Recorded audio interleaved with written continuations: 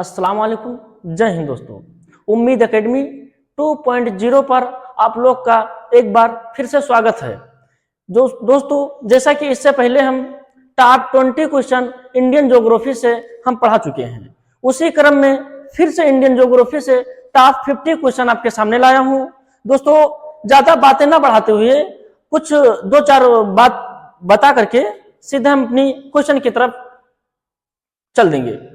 तो असफलता एक चुनौती है, इसे स्वीकार करो। असफलता एक चुनौती है, इसे स्वीकार करो। क्या गलती हो गई देखो और सुधार करो। जब तक सफल न हो नींद चैन त्यागो तुम। संघर्ष का मैदान छोड़ मत भागो तुम। कुछ किए बिना जय जयकार नहीं होती। कोशिश करने वालों की हार नहीं होती। दोस्तों, अब सीधे हम क्वेश्चन की ओर चलते हैं कि हमारा क्वेश्चन क्या है। इंडियन ज्योग्राफी की हम बात करेंगे।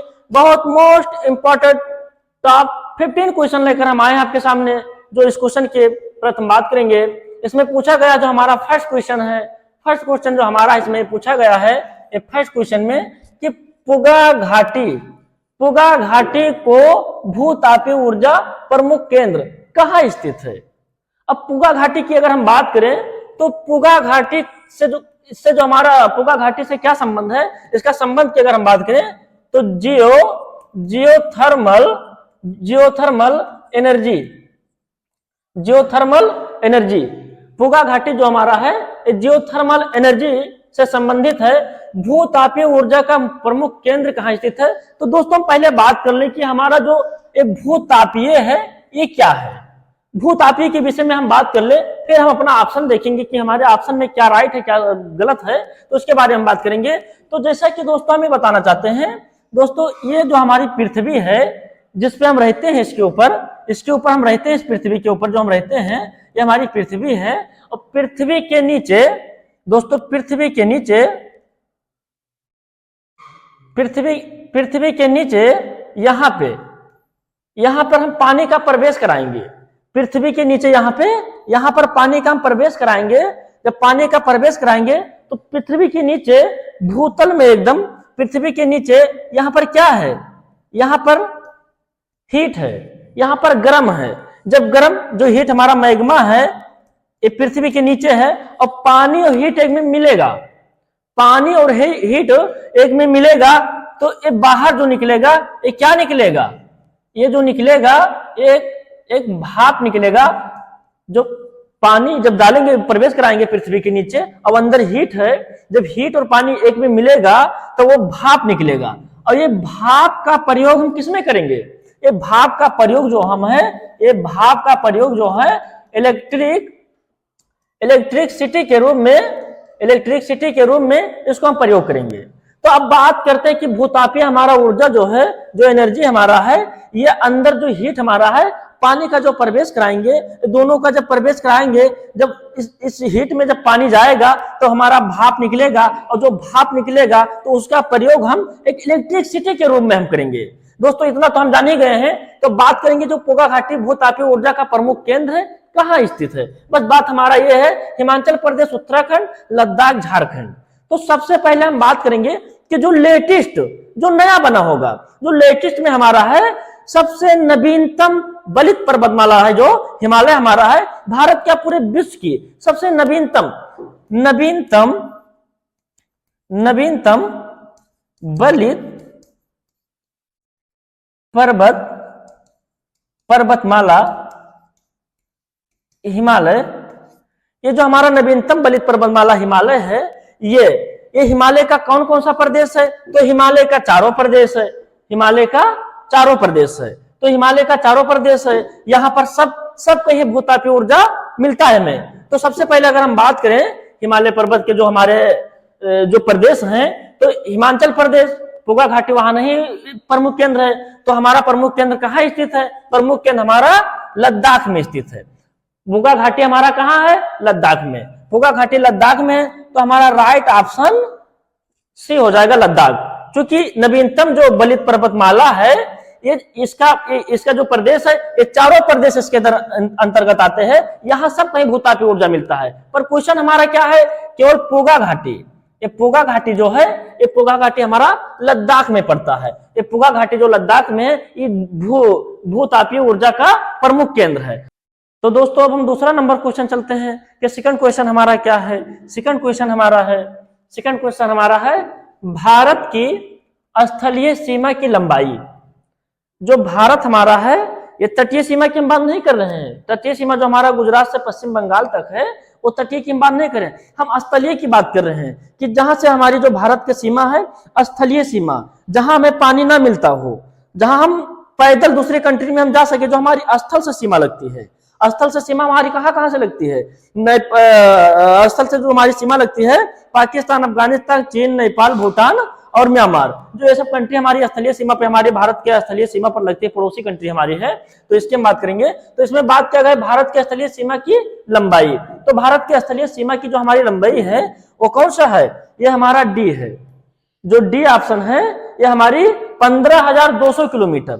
ये 15,200 किलोमीटर जो है, ये भारत की स्थलीय सीमा की लंबाई है। अगर हम बात करें 6100 मुख्य तटीय भारत की,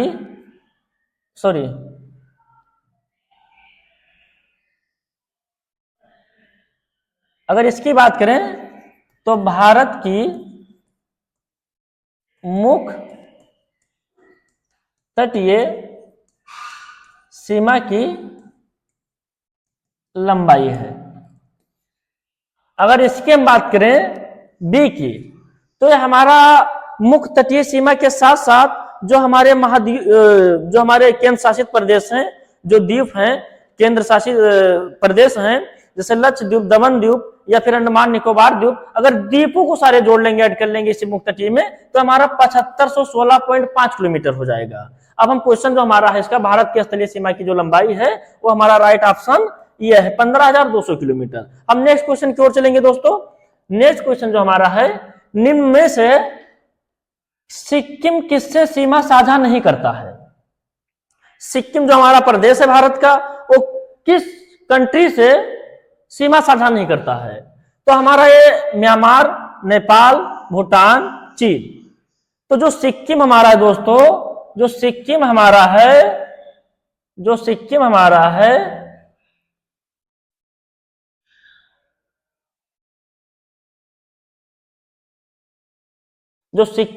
है, सिक्किम हमारा यहां है, यहां हमारा, यहां नेपाल है, यहां चाइना है और यहां भूटान है। सिक्किम के पास बगल में भूटान, नेपाल और चाइना, और म्यांमार जो हमारा है, म्यांमार जो है ये यहां पड़ता है। तो इसमें देखेंगे कि निम्न में से सिक्किम किससे सीमा साझा नहीं करता दोस्तों? तो नेपाल, म्यांमार यहां कंट्री है, यहां नहीं साझा करता है। तो राइट ऑप्शन जो हमारा है वो फर्स्ट हो जाएगा। जो पहला हमारा ऑप्शन ये है, ये हमारा राइट ऑप्शन हो जाएगा म्यांमार। अगर नेपाल की बात करें तो सिक्किम से सीमा साझा करता है, ये नहीं होगा। अगर उसके बाद भूटान देखें, ये भी नहीं होगा। चाइना देखें तो ये भी नहीं होगा। ये तीनों सीमा साझा करते हैं सिक्किम से, पर म्यांमार नहीं करता है सीमा से साझा। अब म्यांमार के अगर पास हम जब बात करें तो यहाँ हमारा अरुणाचल प्रदेश है, अगर यहाँ बात करें तो नागालैंड, यहाँ मणिपुर और यहाँ मिजोरम। आंध्र प्रदेश, नागालैंड, मणिपुर, मिजोरम, ये जो 4 प्रदेश है, ये 4 प्रदेश जो सिक्किम का है, म्यांमार का है, नागालैंड, मणिपुर, मिजोरम, ये 4 प्रदेश म्यांमार से सीमा साझा करते हैं। ये जो 4 प्रदेश हैं, ये म्यांमार से सीमा साझा करते हैं। अगर इस म्यांमार की अगर हम बात करें कि सबसे फेमस नदी कौन सी है, अगर म्यांमार कंट्री की हम बात करें सबसे फेमस नदी, तो सबसे फेमस नदी जो है इरावती, इरावती जो नदी है ये सबसे फेमस नदी है। अगर इसी में हम बात करें इस म्यांमार में, तो यहाँ सबसे फेमस पर्वत कौन सा है? तो सबसे फेमस पर्वत है, तो सबसे फेमस जो पर्वत है उस पर्वत का नाम क्या है? सबसे फेमस जो पर्वत है उस पर्वत का नाम है अराक्योन नामा पर्वत।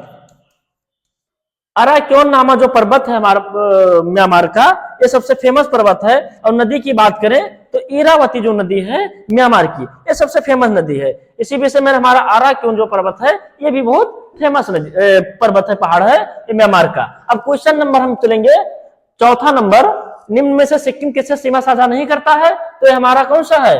म्यांमार। म्यांमार कंट्री जो है वो सिक्किम से साझा नहीं करता है।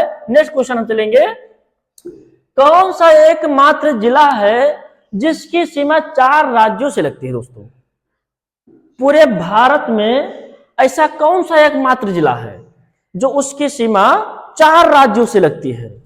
तो देखते हैं कौन सा है। सोनभद्र, ललितपुर, महोबा, झांसी। तो हम बात करें दोस्तों, आप लोगों ने एक बार सुना था कि एक जगह कुछ समय पहले कि एक जगह अफवाह उठा था, रात में सोना मिलने का अफवाह उठा था। दिन में रफू चक्कर, कुछ नहीं मिला वहां पे। तो जो सोना से जो सोनभद्र हमारा है ये 4 प्रदेश से 4 राज्यों से सीमा साझा करता है। जो सोनभद्र है 4 राज्यों से सीमा साझा करता है। पहला अगर राज्य देखें तो बिहार, बिहार जो है ये पहला है। अगर दूसरा हम बात करें तो झारखंड। अगर तीसरा हम बात करें तो छत्तीसगढ़। चौथा हम बात करें इसमें तो मध्य प्रदेश, एमपी। ये 4 राज्य जो हैं ये सोनभद्र से सीमा साझा करते हैं। ये भारत का हमारा एकमात्र ऐसा जिला है जो ये सोनभद्र से सीमा साझा करता है। अब हम नेक्स्ट क्वेश्चन की ओर जाएंगे। तो दोस्तों हम क्वेश्चन नंबर 5 की ओर जाएंगे। तो क्वेश्चन नंबर 5 हमारा कहां पे है? क्वेश्चन नंबर 5 में हमारा क्या है? कौन सा दक्षिण से उत्तर सही क्रम है? तो दक्षिण से जो उत्तर सही क्रम हमारा है, अब उसको हम देखते हैं कि क्या है। नर्मदा विंध्यन सतपुड़ा तापी, तापी सतपुड़ा नर्मदा विंध्यन, और तापी नर्मदा सतपुड़ा विंध्यन। तो इसमें हम सही क्रम देखेंगे कि हमारा कौन सा दक्षिण से उत्तर की ओर है। तो सबसे पहले हम बात करें, यहाँ हमारा ये पड़ता है अरावली पर्वत।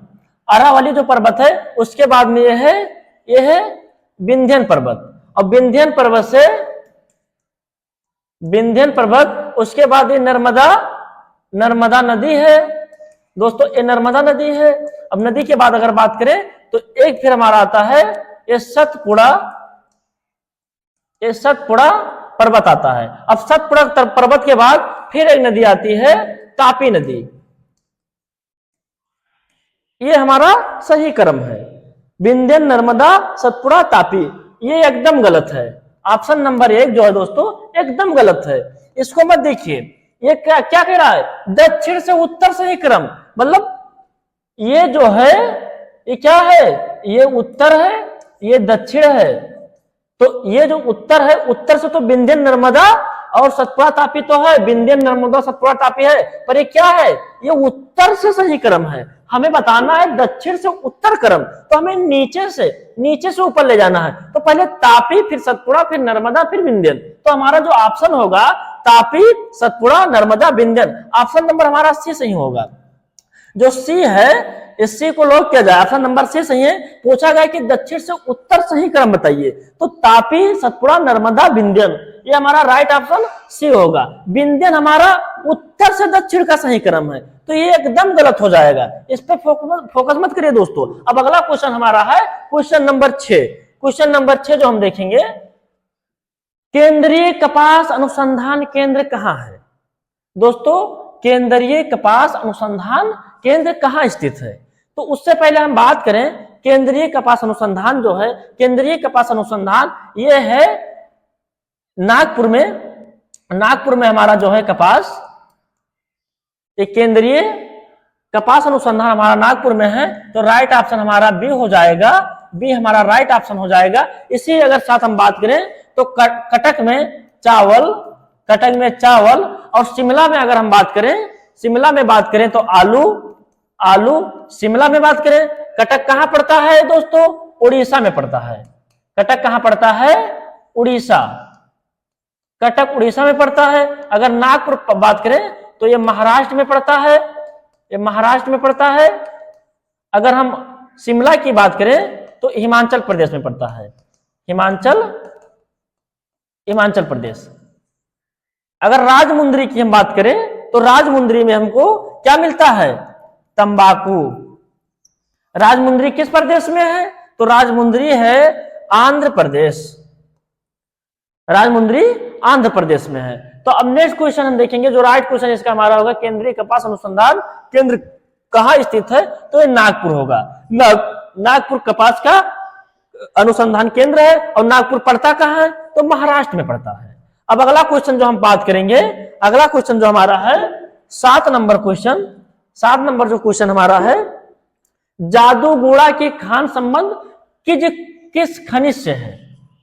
जो जादूगोड़ा का खान हमारा है, इसका संबंध किस खनिज से है? तो जादूगोड़ा पहले आप समझ लीजिए ये पड़ता कहाँ है। जादूगोड़ा जो हमारा है ये झारखंड, ये झारखंड में पड़ता है जादूगोड़ा। इसका संबंध किससे है? तो पहले हम बात कर ले जादूगोड़ा के संबंध जो है, राइट ऑप्शन हम देख ले इसमें से कौन है?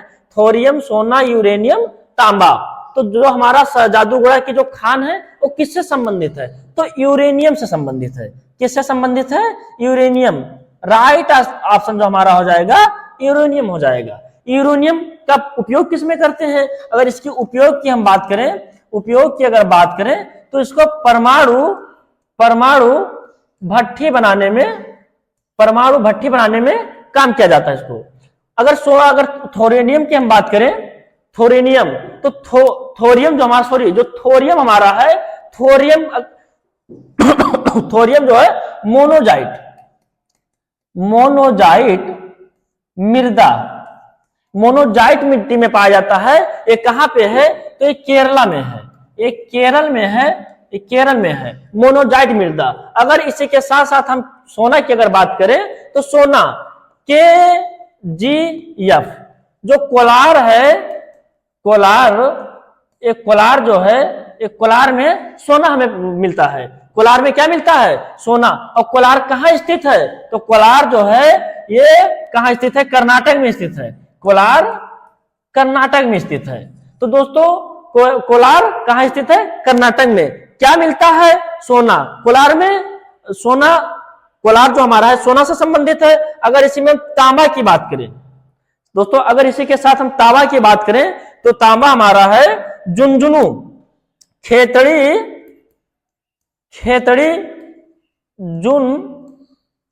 झुंझुनू राजस्थान,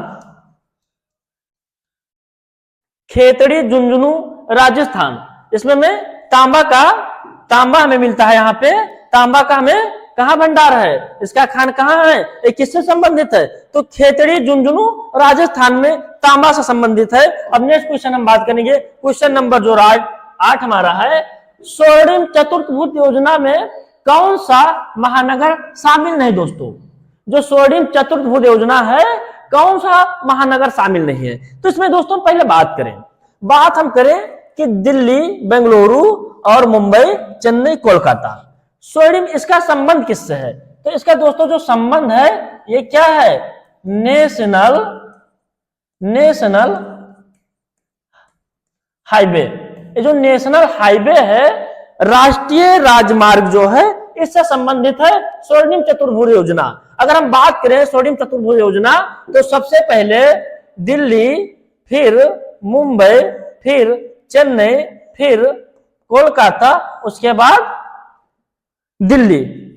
ये जो हमारा एक चतुर्भुज है, इसे क्या कहते हैं? स्वर्णिम चतुर्भुज कहते हैं। इसका संबंध किससे है? तो इस नेशनल हाईवे से है, जो राष्ट्रीय राजमार्ग है। इस स्वर्णिम चतुर्भुज परियोजना को क्या कहते हैं? चतुर्भुज योजना, जो 4 शहरों को जोड़ता है।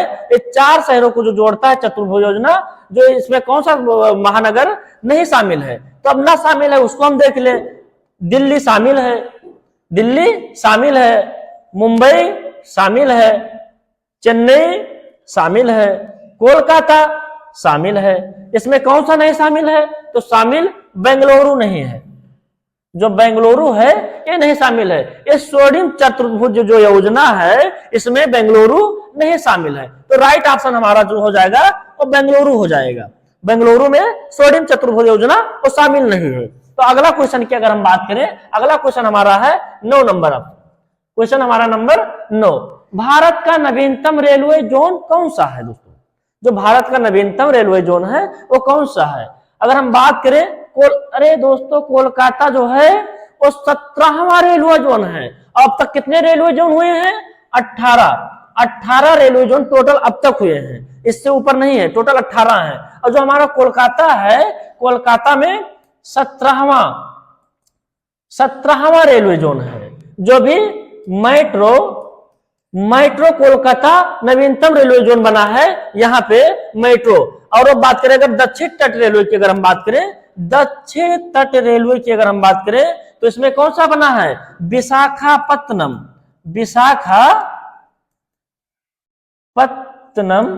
जो विशाखापत्तनम है, ये नवीनतम रेलवे जो हमारा न्यू बना है, ये कहाँ है? ये विशाखापट्टनम में है। अगर इसी में हम बात करें पश्चिमी में रेलवे में, तो जयपुर है, ये पश्चिमी रेलवे जोन है हमारा।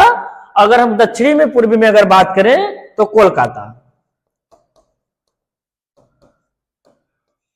कोलकाता रेलवे जोन हमारा जो इसका केंद्र है, ये कोलकाता में है। दक्षिणी अगर पूर्वी रेलवे की बात करें तो इसका केंद्र कहाँ है?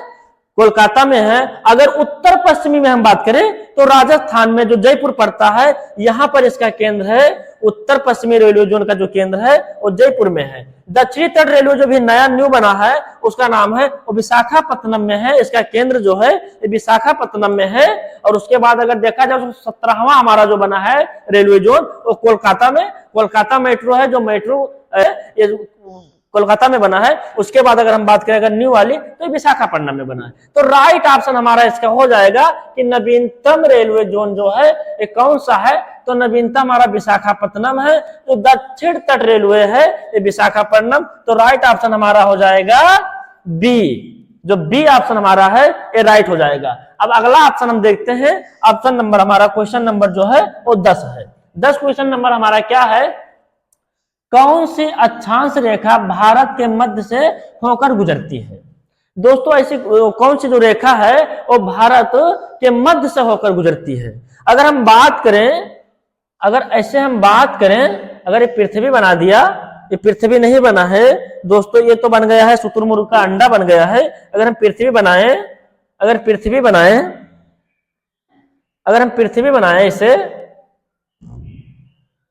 पृथ्वी बनाएं तो अक्षांश जो रेखा है भारत के मध्य से होकर गुजरती है, उस रेखा का क्या नाम है? तो सबसे पहले हम बात करेंगे जो बीच से 0 डिग्री पर गुजरती है, वो भूमध्य रेखा है। और भूमध्य रेखा जिसको हम विषुवत रेखा कहते हैं, ठीक इसी के ऊपर एक कर्क रेखा गुजरती है। और इस भूमध्य रेखा के नीचे एक मकर रेखा गुजरती है। तो इसके ऊपर जो हमारा जो कर्क रेखा है वो 23.5 डिग्री से 23.5 डिग्री उत्तरी अक्षांश से गुजरती है, जो हमारी मध्य कर्क रेखा है। और एक कर्क रेखा यहाँ पर, ये जो भारत है, ये भारत के बीचों बीच से गुजरती है। तो कौन सी अक्षांश रेखा भारत के मध्य से होकर गुजरती है? तो उसका नाम जो है एक कर्क रेखा है। कर्क रेखा पे हमारा राइट ऑप्शन होगा, सबसे ठीक ऑप्शन हमारा होगा ऑप्शन नंबर हमारा जो ये है, ये राइट ऑप्शन होगा। हमारा जो भारत के अगर बीचों बीच से गुजरती है तो हमारा कौन सा है? एक कर्क रेखा है। अगर हम सीधे मकर रेखा की बात करें तो ऑस्ट्रेलिया के बीचों बीच से गुजरने वाली कौन सी रेखा है? मकर रेखा। ऑस्ट्रेलिया के बीचों बीच से अगर गुजरने वाली है तो मकर रेखा है। विषुवत रेखा की बात करें तो भूमध्य रेखा, जो बीचों बीच जो डिग्री कोण से गुजरती है, भूमध्य रेखा। ये जो भूमध्य रेखा है ये क्या है? ये विषुवत रेखा को भूमध्य रेखा कहते हैं, जिसे इंग्लिश में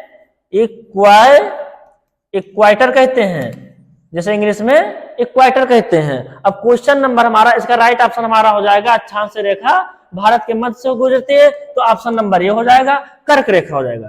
कर्क रेखा जो है भारत के बीचों बीच से गुजरती है। उसके बाद अगर अगला का ऑप्शन की हम क्वेश्चन की बात करें, क्वेश्चन नंबर जो हमारा 11 है, 11 का अगर हम बात करें तो भारत के पूर्व से पश्चिम तट की लंबाई, अगर भारत के भारत के अगर पूर्व से और पश्चिम तट की अगर लंबाई हम देखें तो उसकी जो लंबाई है 2933 किलोमीटर। राइट ऑप्शन हमारा कौन सा हो जाएगा? पहला हो जाएगा। अगर हम पूर्व से पश्चिम की ओर अगर हम बात करें तो हमारी भारत की जो लंबाई है 29 से 33 किलोमीटर है। अगर इसी विषय में इसी समांतर क्रम में अगर फिर हम बात करें तो जो हमारा 3214 है ये क्या है?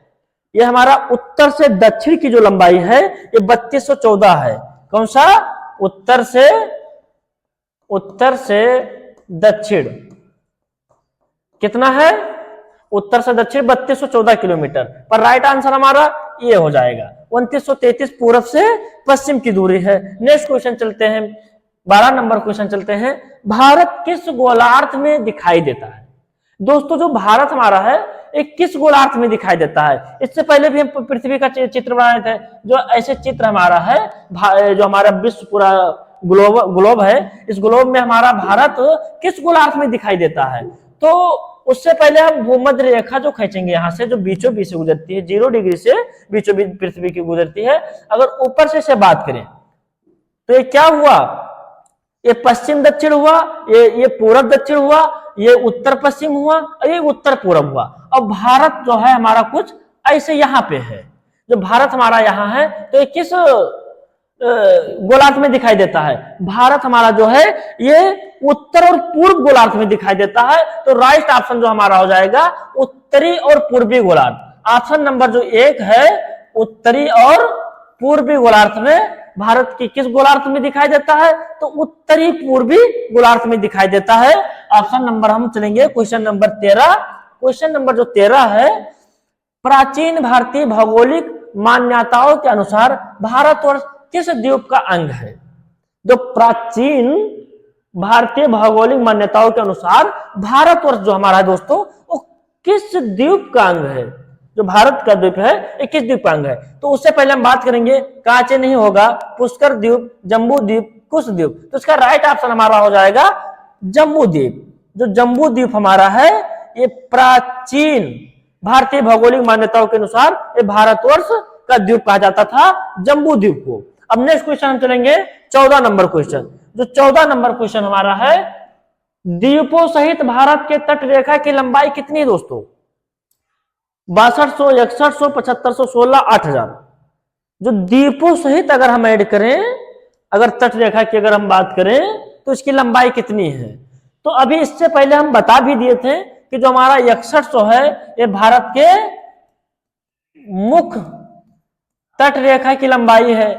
तट रेखा की लंबाई है ये मुख्य तट रेखा, जो हमारा गुजरात से पश्चिम बंगाल तक जो ये हमारी भारत की मुख्य तट रेखा है, इसकी लंबाई 6100 किलोमीटर है। अगर हम बात करें द्वीपों सहित, कौन से द्वीप? दमन, लक्षद्वीप, फिर अंडमान या पुदुचेरी, ऐसे जो भी द्वीप हैं, अगर सारे द्वीपों को अगर इसमें ऐड कर ले, किसमें? मुख्य तट रेखा में अगर द्वीपों को ऐड कर ले तो ये तट रेखा की जो लंबाई हमारी होगी वो कितना होगी? 7516.5 किलोमीटर होगा। तो हमारा राइट ऑप्शन सी होगा। ये क्या है? सी होगा। 7516.5 किलोमीटर जो होगा ये द्वीपों सहित जो है भारत के तट रेखा की लंबाई है। अब नेक्स्ट क्वेश्चन 15 नंबर चलते हैं। जो 15 नंबर जो हमारा क्वेश्चन है, भारतीय मानक समय आधारित है। जो भारतीय मानक समय आधारित है, 80 पूर्व देशांतर पर, 80 पश्चिम देशांतर पर, 80 डिग्री 30 मिनट पूर्व देशांतर पर, 80 डिग्री 30 मिनट पश्चिम देशांतर पर। हमने इससे पहले एक वीडियो में हमने शुरू में बता भी दिया था कि जो भारतीय मानक रेखा जो है, जो स्टैंडर्ड टाइमलाइन है, वो उत्तर प्रदेश के, भारत के वो कौन सा राज्य है? उत्तर प्रदेश है। तो उत्तर प्रदेश से कौन सी जगह से? नैनी, मिर्जापुर, इलाहाबाद से जो गुजरती है हमारी मानक रेखा। तो नैनी, मिर्जापुर, इलाहाबाद से गुजरी, कहां कहां गई? तो फिर मध्य प्रदेश, फिर छत्तीसगढ़, ओडिशा, आंध्र प्रदेश होते हुए निकल जाती है। तो भारतीय मानक जो समय आधारित है वो कितने पर है? वो 80 डिग्री 30 मिनट पूर्व देशांतर पर है। तो राइट ऑप्शन हमारा सी हो जाएगा। जो सी है हमारा ये राइट ऑप्शन हो जाएगा, 80 डिग्री 30 मिनट पूर्व देशांतर पर। कहां से? मिर्जापुर, नैनी, इलाहाबाद, उत्तर प्रदेश से गुजरती है भारतीय मानक समय रेखा जो 80 डिग्री 30 मिनट पूर्व देशांतर पर है। अब यहीं से हमारी क्वेश्चन समाप्त होती है दोस्तों। आगे हमारे चैनल पर बने रहिएगा, फिर आगे कल हमारा जो फिर क्वेश्चन लेकर के आएंगे। थोड़ा बहुत बचा हुआ जो ज्योग्राफी से मोस्ट इंपॉर्टेंट क्वेश्चन उसको लाने की हम कोशिश करेंगे। तब तक कि हमारी वीडियो पर आप बने रहिएगा और साथ साथ में आप हमें भी याद रखिएगा। याद रखने का जरूरत है आपको, याद रखे या ना रखे वो आपकी काम है, पर पढ़ाना तो हमारा काम है। आप जब तक पढ़ते रहेंगे हम पढ़ाते रहेंगे। पढ़ेंगे तो ठीक, ना पढ़ेंगे तो ठीक, पढ़ो चाहे घर में जाओ, इससे हमको लेना देना नहीं है। पढ़ेंगे तो हम पढ़ाएंगे, पढ़ाना हमारा कर्तव्य है। जब तक आप जुड़े रहेंगे तब तक पढ़ाएंगे, जब तक आप नहीं जुड़े रहेंगे फिर भी हम पढ़ाएंगे।